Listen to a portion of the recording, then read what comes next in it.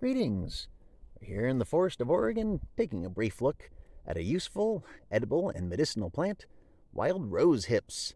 And they're easy to spot by their beautiful, bright red colors. You can't miss them out on these bushes. And of course, if you walk around in sandals, shorts, and barefoot like I do, you can't help but miss their thorns because they are, in fact, a wild rose. And every rose has its thorn, as they say.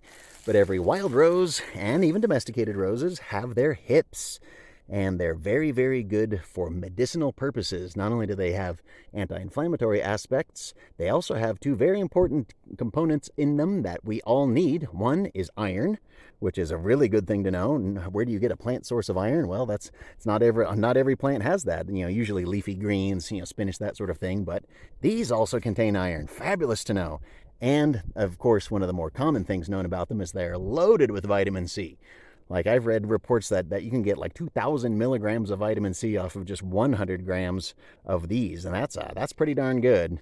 As far as edibility, they're kind of sweet, kind of tart, and a lot of people will eat them raw. I've seen people eat them raw, and I personally don't like to because they're a little fibrous and they have little seeds. Let me just either pop it up. Yeah, I can squeeze it open here. You can see all the little seeds. See all those little seeds coming out?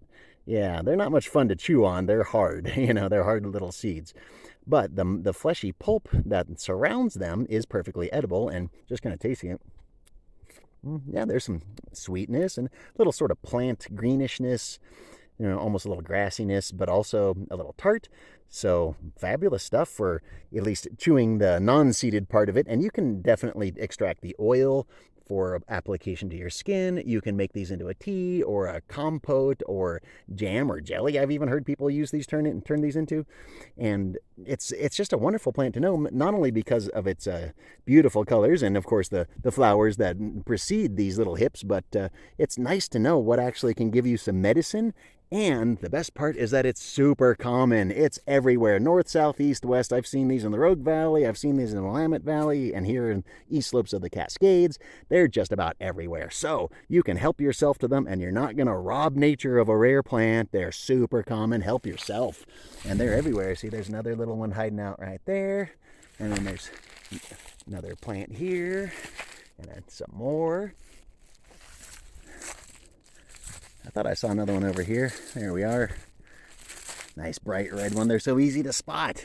Like I said, they're not my most favorite in terms of eating them raw, but you can. They're probably better off cooked or again, made into some sort of a medicinal compound, like a tea or, again, some sort of a drink. You could put them in a pot and boil them up and well, nibble on this one. And you can use that and as a nice drink, add a little sweetener to it, and boom, what a lovely medicinal and tasty beverage that you can make out of these. So they're a fabulous plant to know. And I who doesn't love to stop and smell the roses? Well, once the roses have passed and fall comes about, especially now in fall, we need to be stocking up on those foods that don't come around over the winter.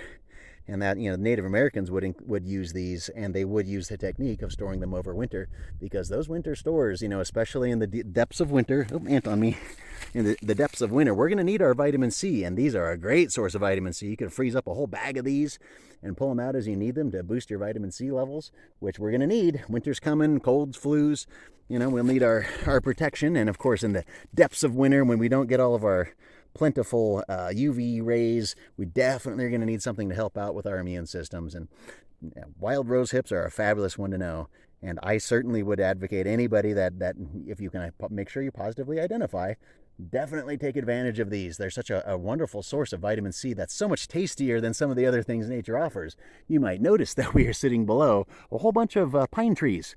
And those needles are full of vitamin C as well, but they are so astringent that a vitamin C tea out of pine needles or eating them raw it's gnarly. It's not so much fun.